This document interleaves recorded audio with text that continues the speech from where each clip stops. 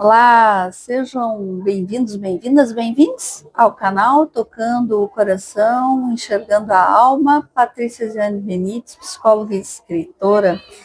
E esse é um momento do sagrado, né, que permanece desde o início desse canal e permanece porque hoje a gravação está sendo feita na 21ª Convenção de Bruxas e Magos, aqui em Paranapiacaba.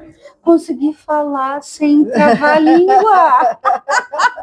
Que maravilha! Aqui em São Paulo, né? Santo André, São Paulo, né? E a gente, na verdade, hoje tem uma pessoa que a gente já conversou, assim, pelo WhatsApp, né?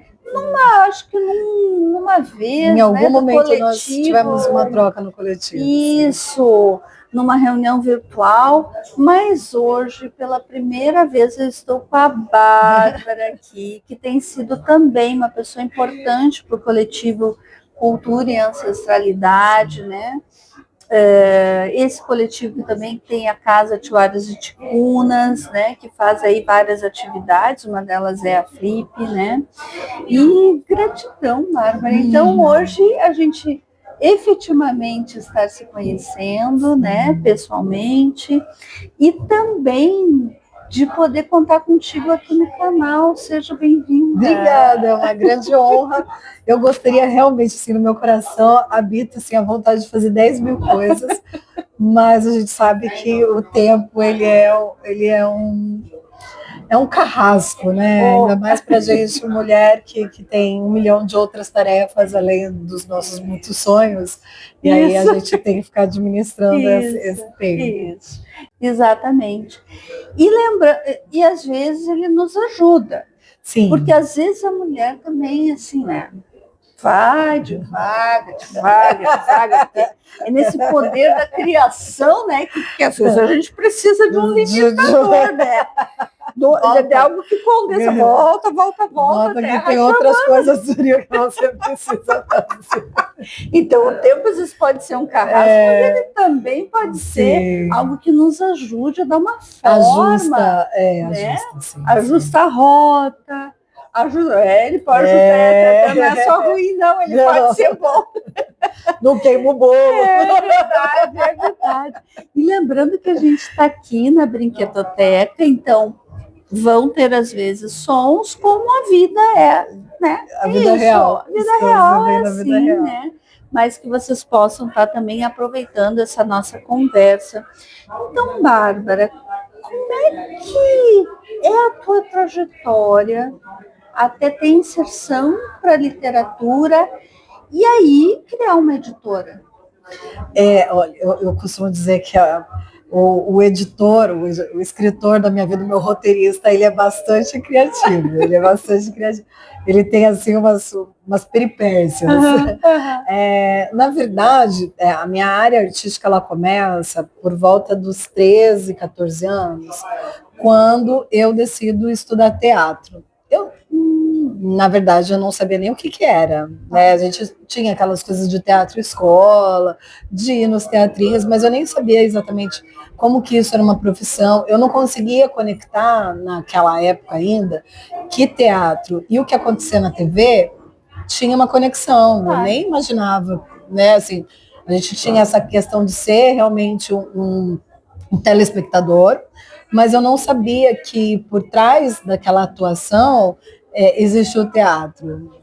Para mim, de repente, a pessoa fazia um outro curso, sei lá do que, não era uma coisa falada na minha família. A minha família não são de pessoas da arte. E eu era uma criança que tinha muitos problemas, tanto que eu desenvolvi enxaqueca psicossomática, porque eu não sabia lidar bem com as minhas emoções. E quando eu ouvi falar do teatro, eu falei assim, eu vou nesse curso porque trabalha emoções. Eu era realmente já muito visionária com essa idade. E eu falei assim, se nada der certo, eu vou pelo menos entender como que eu lido melhor com as minhas emoções. E eu realmente, assim, isso me trouxe muita cura mesmo. Foi a porta que abriu para que eu pudesse não ter mais crises. Então, isso foi uma decisão de vida, de escolher isso como profissão, já que a partir dessa atividade eu via minha vida sendo curada. Então, a minha frase de vida é: a arte cura, a arte salva. Vocês já escutaram isso em algum lugar aqui no canal? Eu acho que já perderam assim a conta de quantas vezes. Olha, a primeira vez que nós fomos juntas falando sobre isso. Para ver, né? Para ver como são as coisas. Então, eu decido, muito jovem mesmo, seguir isso como profissão. Então, eu me formo em artes cênicas, e aí, a partir disso, eu vou entendendo as múltiplas funções que tem por trás nos bastidores. Então, eu começo a desenvolver a área de produção, entendendo que não é só o palco, a gente começa a entender que tem toda uma camada de profissionais que trabalham lá atrás, e esse amparo é muito necessário para que o artista seja visto, o roteirista. Então, eu começo a me conectar muito com os bastidores. E aí começam a vir esses desafios de vida. No palco, eu faço algo que eu quero fazer, que é uma fala minha muito maravilhosa. Mas por trás, são 3, 4 projetos que eu administro junto. Claro. Então, para mim, essa balança, ela sempre pesou muito mais de quantidade de pessoas que a gente pode dar voz, Claro. do que só a minha voz. Né? Então, esse lugar, esse preciosismo que a gente sabe que o artista também tem, que é muito delicioso, de você estar ali protagonista da sua voz, mas tá nos bastidores de vários sonhos, isso para mim faz muito sentido. Então, assim, um festival como esse, um encontro como esse, com muitas vozes falando, existe pessoas muito potentes nessa produção, que ela não está sendo vista, mas que se não fosse essa pessoa, essas muitas vozes não estariam. E às vezes é uma troca que você faz por potência, né? Ou eu sou vista e é uma ação só porque me rouba tempo, né? Você está ali naquele momento ali na frente, ou eu vou para os bastidores e canalizo 10. Claro. Né? Então, esse lugar dos bastidores me fez entender que uma vez que você aprende o caminho, e esse caminho não é fácil, ele não tem sinalização, você pode percorrer ele sozinho e estar ali com a tocha e tudo mais, e ninguém vai te cobrar sobre isso, ninguém vai fazer uma crítica sobre isso. Mas esse caminho, ele precisa ter alguém que carrega a tocha. E precisa vir e puxar um e puxar o outro e falar, vem, é esse o caminho, você precisa ser um sinalizador. E eu reconheci esse como um dom mesmo, né? Como uma missão de vida, algo que eu faço e que realmente me dá muito prazer de fazer, de ver outras pessoas caminhando por esse processo. Então, a produção, ela começou a me chamar, não porque eu gostasse, porque é um trabalho cansativo, mas por ter esse poder mesmo de realização, de você ver várias pessoas realizando. E aí eu fui para música, fui para cinema, então eu sou oficialmente, né, nas minhas redes, eu sou diretora cinematográfica, eu gosto muito de trabalhar com essa linguagem, é o lugar que me toca, fazer filmes, né, trabalhar com esse lugar independente também, porque cinema no Brasil não é uma indústria paga, é uma indústria de sonho ainda, onde você trabalha para pagar o outro trabalho. Eu acho que eu conheço um pouco sobre isso. Eu acho que eu conheço um pouco sobre isso. A gente trabalha para pagar o trabalho. É verdade, é isso aí. Né? Quantas profissões você tem que ter para manter um sonho? Tá brincando. Né? Então, e nessa caminhada, eu reconheço na minha mãe um talento pela escrita. Ela sempre escreveu muito, ela sempre gostou muito de ler. A minha mãe, ela sempre foi muito conectada a isso. Né? Eu gostava de teatro, mas eu era péssima leitora, assim, eu só lia porque eu precisava. E aí, por me apaixonar pela arte, pela história, eu me conecto com a escrita, mas não pelo viés comum, né? A escola, e você vê a mãe lendo. Minha mãe lendo era maravilhoso, ela podia continuar lendo, não era algo que me deixava com vontade, não era. Então, tem alguns exemplos que é a vida que traz, né? Então, essa vontade pelo conhecimento me fez me esforçar a essa busca da leitura e essa conexão. Mas ela sempre foi essa pessoa que escrevia.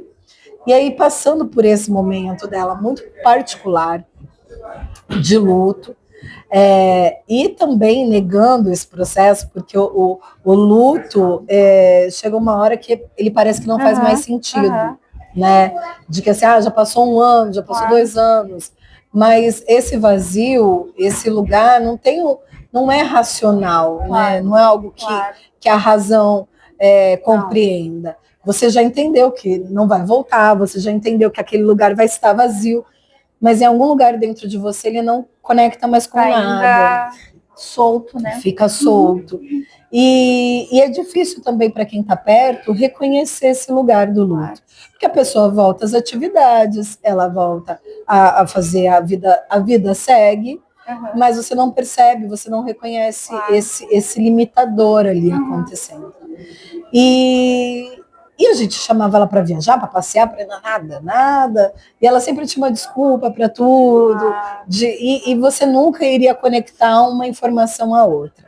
Até realmente a essa abertura, quando a gente entende sobre o poder do que ela estava escrevendo.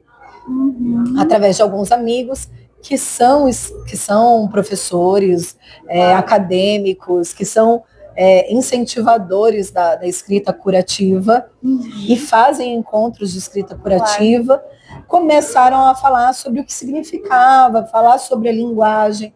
Eles, inclusive, são uma editora também muito potente, que tem um selo de escrita afetiva. Olha, né? E aí tem que conhecer.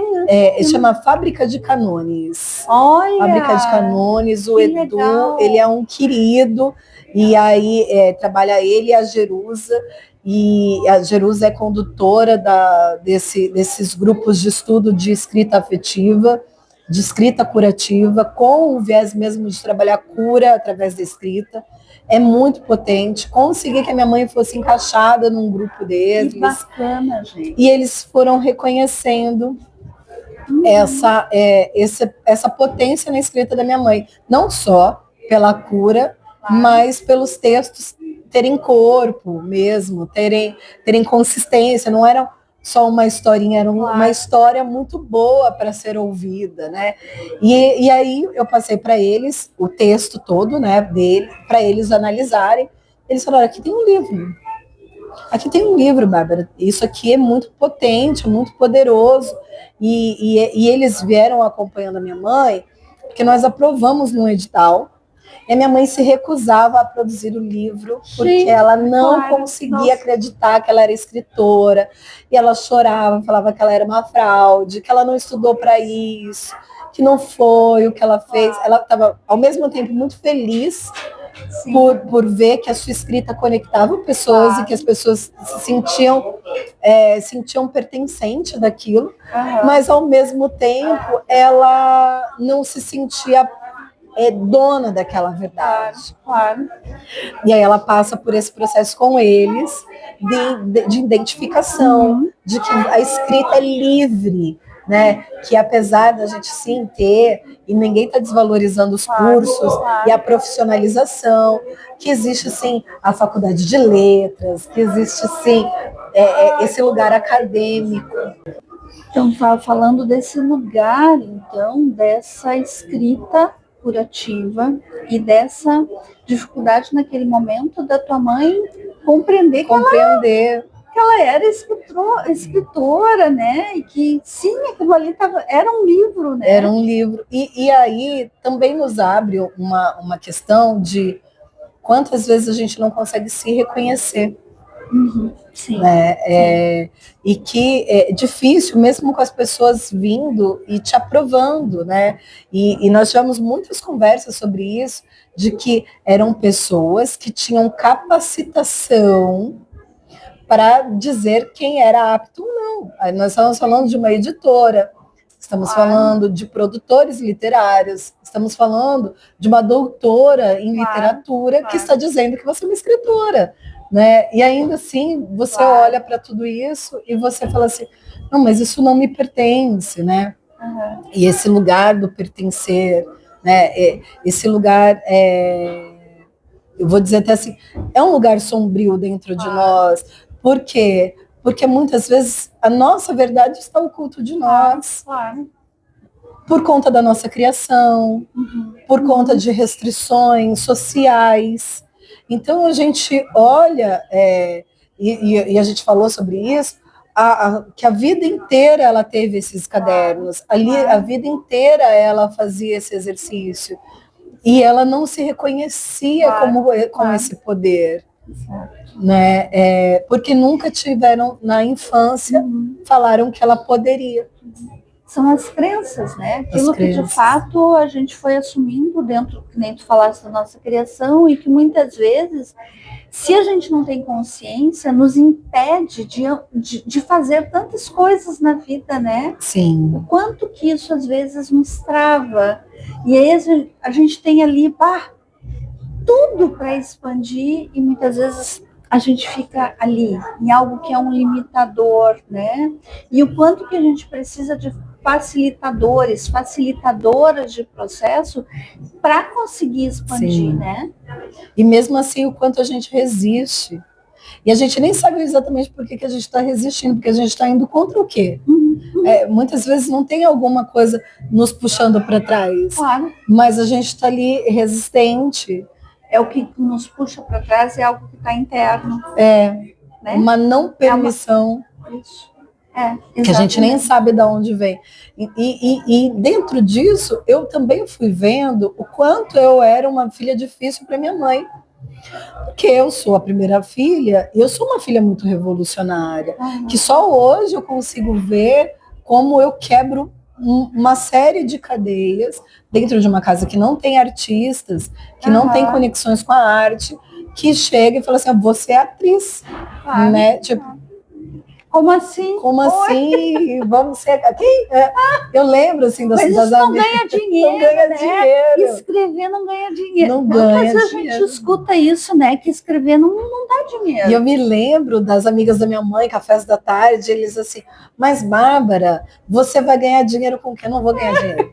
Não vou ganhar dinheiro. Mas, Bárbara, a arte é para filho de rico. A arte é para quem nasceu em berço de ouro, você não nasceu em berço de ouro. Você precisa ter senso de realidade. Procura uma profissão. Você pode, ninguém está falando que você não pode fazer isso, mas procura uma profissão que te traga renda, e aí você faça isso. Ninguém está falando para você não fazer isso. E com 15 anos eu falava assim, eu não preciso ter dinheiro. Eu não vou ter dinheiro. Não sei. E aí eu falava assim, mãe, entenda, eu vou ser a filha que não vai ter carro, eu vou ser a filha que não vai ter casa, eu não vou casar. Se o problema é esse, eu não caso, mas eu vou ser atriz. Então, olhando, hoje eu estou com 43 anos, mas eu tinha 15, num embate de cozinha com mulheres adultas, que tinham outras realidades, mas eu não tinha nenhum espelho. Eu não tinha ninguém para falar para mim, olha, vai dar certo. E eu fui sempre muito revolucionária porque a vida vai abrir portas. A vida vai abrir portas. Hoje eu tenho experiências com a arte, que são experiências que, assim, são quase religiosas, né? Então, a arte me salvou, a arte me deu estudo, a arte pagou as minhas contas, a arte me levou para fora do país, a arte me fez ter prêmios internacionais. Então, assim, se eu olhar para a minha vida e a expectativa que estava sendo conduzida para mim, eu teria uma profissão, com certeza, eu teria uma estabilidade financeira, eu tenho certeza disso, mas a arte me deu muito mais. Uma conexão de vida que é impagável. E que é possível. Então, olha o que tu está trazendo para a gente. Sim, a gente pode seguir aquilo que está na nossa intuição, aquela vozinha que está lá, né? Que é o self, né? Que nem Jung fala, que é a centelha divina, né? Claro que a gente vai ter que descobrir caminhos para chegar, mas a gente pode. E a vida, ela é poderosa. Eu realmente acredito que o universo é mente. E que a mente, ela vai trazer caminhos. A minha mãe sempre falou isso de uma forma para me cutucar, né? Então ela falava assim, eu não sei o que acontece. A Bárbara nunca fez, a Bárbara não sabe como, mas a Bárbara vai fazer. Não existia antes, mas depois passa a existir. Então, ela falava assim, então, se você chegar para mim e falar assim, Bárbara, eu quero construir aqui um festival. Eu falava, que legal. Aí você começa a falar do festival, eu já começo a imaginar o que é, e eu já começo a pensar, eu falo, a gente já pode fazer aqui tal coisa, eu já começo a trazer 1 milhão de ideias. Aí você fala assim, você já fez um festival? Nunca. Mas eu vou fazer, eu não saio daqui sem realizar esse festival. Então, tem horas no meio do caminho que eu falo assim, Bárbara, por que você é louca? Por que você é doida desse jeito? Não, você não sabe nem por onde começar. Mas, Bárbara, a gente tem um prazer em fazer isso. As coisas que ninguém, com certeza. É bom, gente, é muito bom. A gente vê assim, eu posso não saber isso, mas eu vou aprender. Daí eu vou descobrir o jeito. Agora eu falei que ia fazer. Esse canal nasceu numa época, imagina, Bárbara, num trabalho que eu tinha recém-lançado meu primeiro livro, né? Eu tinha um trabalho que fazia apoio aos trabalhadores da rede em saúde, tudo presencial. Vem a pandemia. E aí eu penso assim, gente, mas eu vou ter que dar um jeito de conversar com as pessoas, né? Não sei como fazer isso. Aliás, eu tive que enfiar a minha timidez de vídeo, porque as pessoas não acreditam nisso, né? Eu posso falar em público, né? Enfim, não teve mais vídeo. A câmera é intimidadora. Eu tinha, gente, pois assim, fui aprender a fazer live, aprendi tudo, até ligar lá o negócio, colocar no ar, ao vivo, né? Aí depois que destravava o ao vivo, ia embora, né? Então, e isso é muito emocionante, porque o lugar de não saber não é algo que é ruim, ele é um lugar de um espaço que tu pode criar, que tu pode ir atrás, que tu pode aprender. Então, isso é muito bacana, né? Às vezes eu preciso, assim, não, Patrícia, assim, tu está com trocentas coisas, firma aqui. Dá um ponto, aqui, tu precisa fazer isso, né? Porque isso, né? A vida, a existência, ela é mágica nesse sentido. Sim. Exatamente pelas infinitas possibilidades que ela tem. Sim. Então, esse não saber não é um lugar que diz isso, não, tu não pode passar daqui pela porque tu não sabe. Quem disse que a gente não pode aprender? Então, assim, se a gente consegue destravar isso, pronto. E aí dá um prazer que não tem, assim, é maravilhoso. É maravilhoso. Eu realmente, dentro dessa minha caminhada, eu tinha uma semente perfeccionista. É triste essa semente perfeccionista. Eu acho que assim, é importante se ter para você sempre buscar em tudo que você fizer, você fazer com um acabamento bonito, você realmente buscar esse lugar perfeito, né? Mas deixar esse lugar perfeito para a ambição, não no coração. Porque o perfeccionismo ele te limita. Aí eu não vou entregar porque não tá. Não, aí você não dá sequência nas coisas. Então eu me aceito no lugar de aluno. E quando eu me coloquei no lugar de aluno e que o aluno tem o direito de errar, e eu me permitir errar, hoje errar não é algo que eu fico triste. Por quê? Porque é errando que a gente vai entender aonde não funcionou, é errando que a gente vai entender que deu certo, mas podia ser melhor. Então, assim, num primeiro evento, ninguém vai falar para você assim, mas não tinha telhado. Gente, não tinha nada. Eu consegui pôr as paredes. Poxa vida, é verdade. Né? Então, a gente pode olhar que não tinha telhado, pode entender que nós já chegamos com as paredes. Então, a vida foi me trazendo essa dinâmica.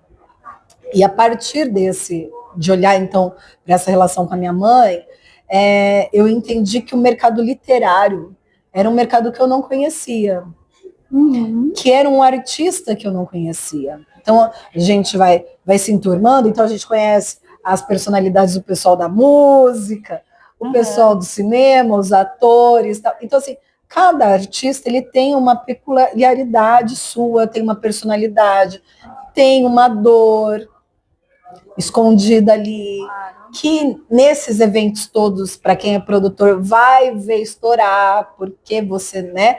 Então é a hora que você está tratando de humanos, de pessoas, e você precisa ter a sensibilidade não só de fazer coisas, mas fazer coisas que conectem e faz sentido para essas pessoas. E aí, e tudo isso a partir da observação da minha mãe. Como que vende um livro? Como que as pessoas vão saber que essa pessoa existe? Então, nós temos histórias tão incríveis, nós temos vivências sendo divididas tão potentes, que às vezes, por uma escolha de capa, ou por não saber aonde colocar, ou como se falar, ou como se pronunciar, nem todo mundo tem essa habilidade de falar, eu vou lá e vou aprender a mexer no celular, nem todo mundo tem. E como que a gente dá visibilidade a essas pessoas? Então eu falei, eu preciso entender o mercado. Porque se a gente tem tanto festival, se a gente tem tantos eventos, mas não pode ser uma loteria. Porque num evento desse, que tem circulando mais de 10 mil pessoas num dia, como que o seu livro vai ser visto aqui? Né? Como que a gente vai fazer isso acontecer? Então, eu fui entender o mercado editorial, eu fui entender como são as relações dos eventos, como que se atrai as pessoas, porque parece tudo igual, mas não é. Mas não é. E também esse poder do artista, que é o escritor. Às vezes o mais importante para ele talvez não seja vender o livro, seja falar sobre o livro. Né? Então você vai vendo muitos produtos que um indivíduo artista ele tem como escritor. Ele tem a fala dele numa palestra, ele tem a ocupação dele num diálogo, ele tem o próprio produto do livro, mas talvez magicamente uma caneca dele faça mais sucesso que o livro, porque é um projeto que ele fez ali da caneca, que é algo tão artístico. As pessoas vão ouvir a história e vão querer a caneca, porque a história está conectada à caneca. Então é muito maluco esse lugar. E eu falei, eu vou aprender para poder encaminhar aqui um melhor caminho para minha mãe. Só que nisso, volta para, já que está abrindo um caminho, vamos, né? Eu entrei para um coletivo de escritoras para entender o que o grupo de pessoas pensa, porque uma coisa é minha mãe, outra e a gente foi vendo dores parecidas, e aí a gente entendeu sobre o mercado editorial e contratos leoninos, aonde que essas pessoas acabam ficando presas nesse lugar, as trocas que são boas e as que não são tão bacana. E aí eu falei assim, eu vou abrir estudo de mercado para isso. Eu vou abrir um mercado, e não é assim para ser mais uma editora. Minha ideia nunca foi ser mais uma editora e competir com esse lugar, mas entender o caminho, porque a gente, entre a editora e o escritor, existe um caminho que é um vazio, e esse caminho ele tem que ser preenchido por um produtor literário. Porque a editora, ela vai cuidar da curadoria do seu texto, de fazer a revisão e fazer a produção. E a partir disso? A partir disso, o livro está aqui. O escritor é o criativo que pôs no papel, a editora é a que fez e materializou o produto. E o resto da vida desse livro vai para onde? Precisa de um produtor literário. Tudo bem, existem cursos, existem isso, existe aquilo, mas o escritor, ele não é produtor, ele pode até ser um produtor, mas ele não é um produtor. E aí esse caminho, ele não existe dentro da produção literária. Então, são algumas empresas que são editoras que fazem o papel de produtor literário, e tem alguns escritores que fazem papel de produtor literário. E é isso que é o sucesso. Porque se ninguém abre caminhos, fala onde está as feiras, como você se conecta, como que se fecha uma mesa de bate-papo, como que você vai amplificar sua venda depois da mesa de bate-papo. Não adianta o curso. Você sozinho não vai, você precisa de uma equipe trabalhando para você. Né? Então, a nossa ideia, quando a gente pensou nisso como uma produtora, como uma editora, foi para poder cuidar do livro desde a impressão e criar esse caminho de venda. Porque não faz sentido eu ser a produtora, trabalhar para o escritor e a editora ter lucro. E junto com isso, fazer essa análise de mercado sobre valores. Para que não dá para a gente ter um contrato onde o escritor tem 10% do título de venda.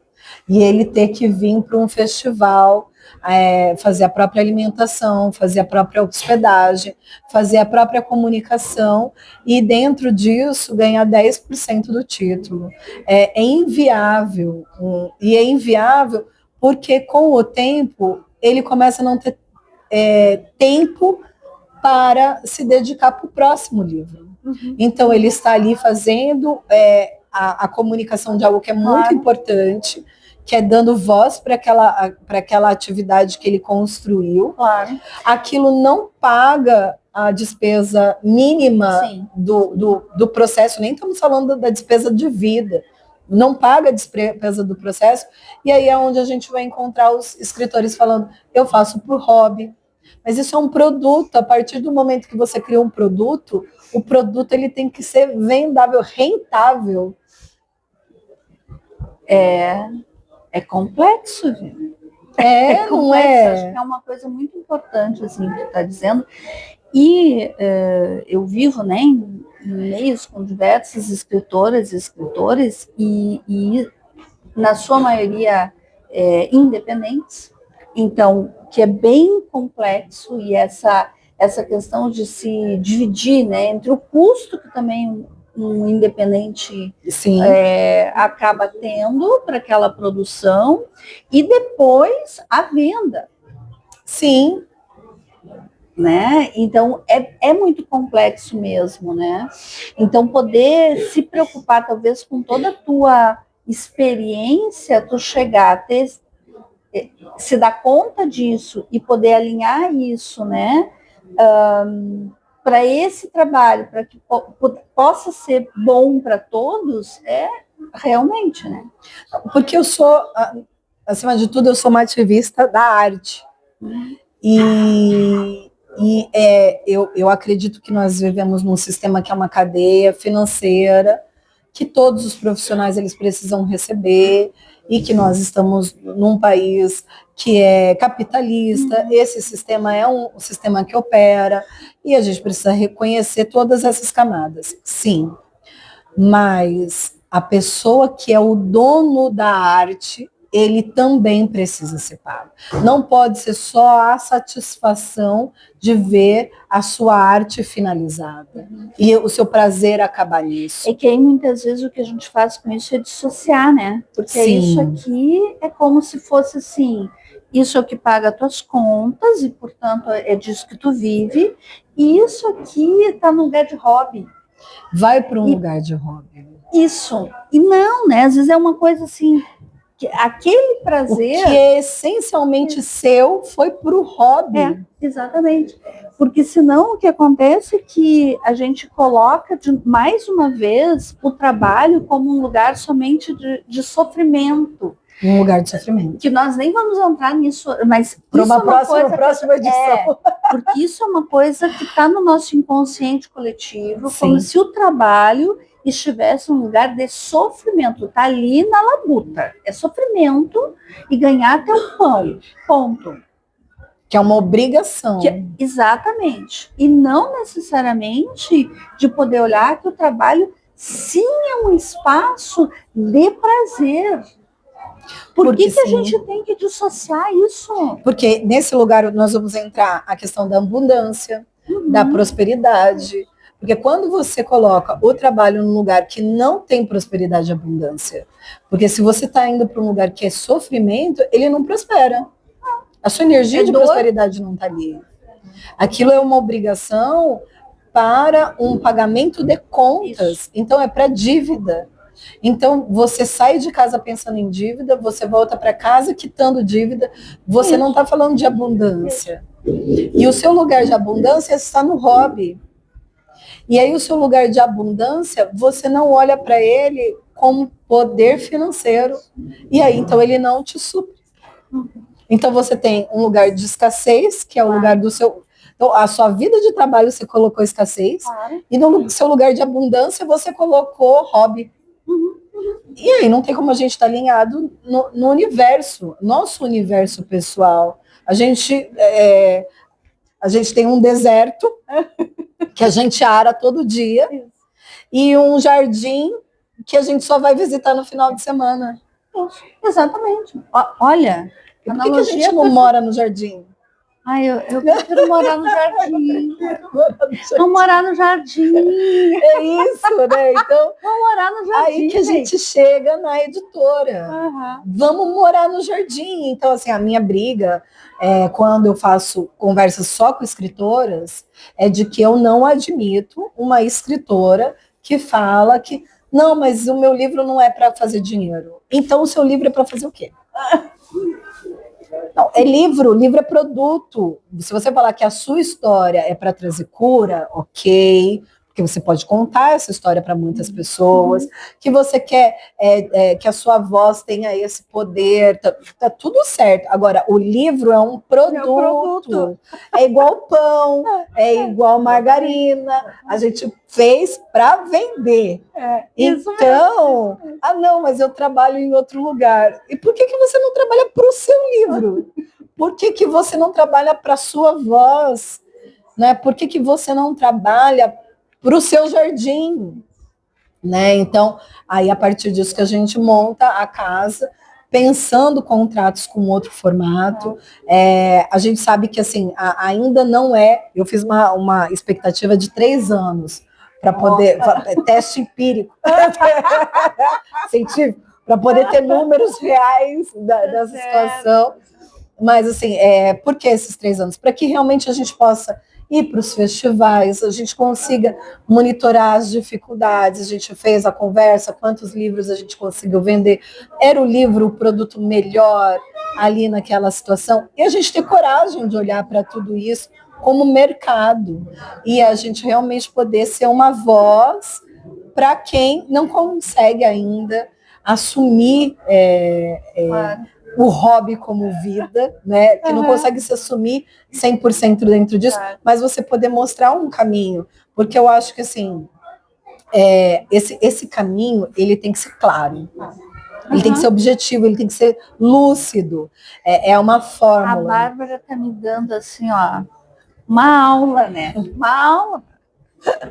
Que tem coisas da nossa realidade como escritora que é isso, né? Então, de fato, assim, a importância que tu está trazendo para o reconhecimento dessa escrita.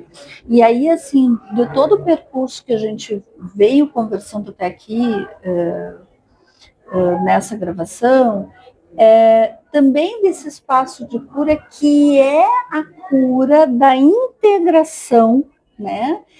E de poder fazer com que aquilo que a gente faz, que precisa, sim, por uma cultura capitalista, né, que esteja associada nessa abundância que tu disseste, né? Compreendendo isso, entendendo que é possível fazer isso, né?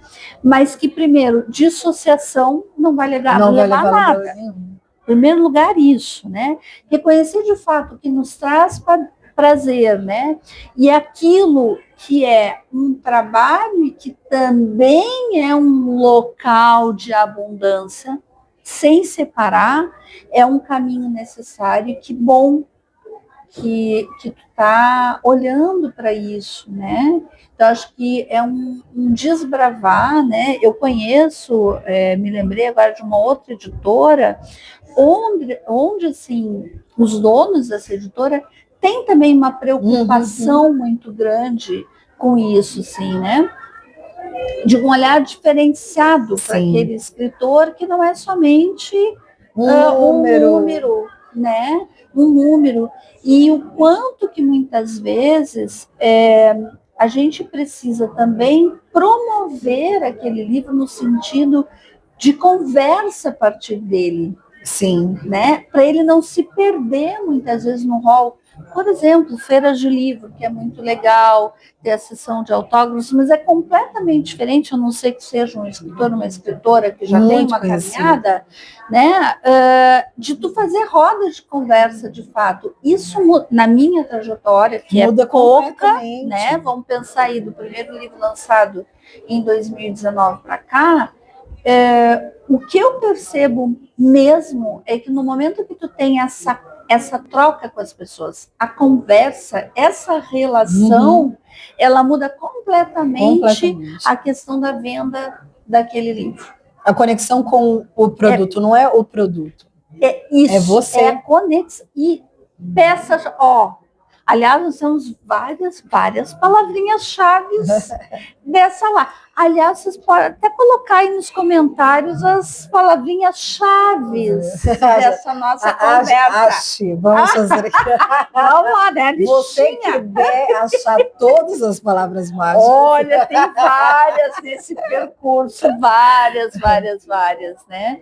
Mas, Bárbara, a gente já está se encaminhando para o final da nossa conversa, que eu acho que é extremamente rica, né? É gratidão pura de te conhecer, e a Sandra está aqui, né, na nossa frente.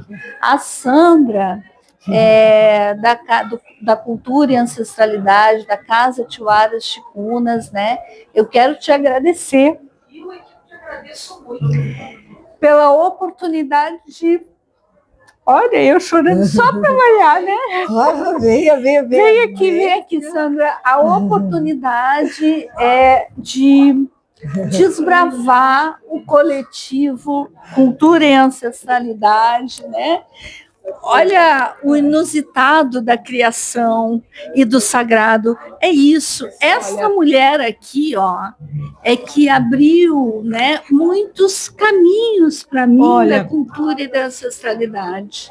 Assim, as oportunidades vêm para mim, as oportunidades passam por mim, e eu tenho a gratificação de poder repassar, entendeu? Eu acho que eu sou uma porta aí que as pessoas procuram, e graças a Deus, graças à deusa, graças aos nossos ancestrais, eu só ocupo esse papel de ser um ponto aí de passagem e de indicação. Eu sou quem aponta caminhos, né? Eu não propriamente, eu favoreço que a passagem, vou dizer assim.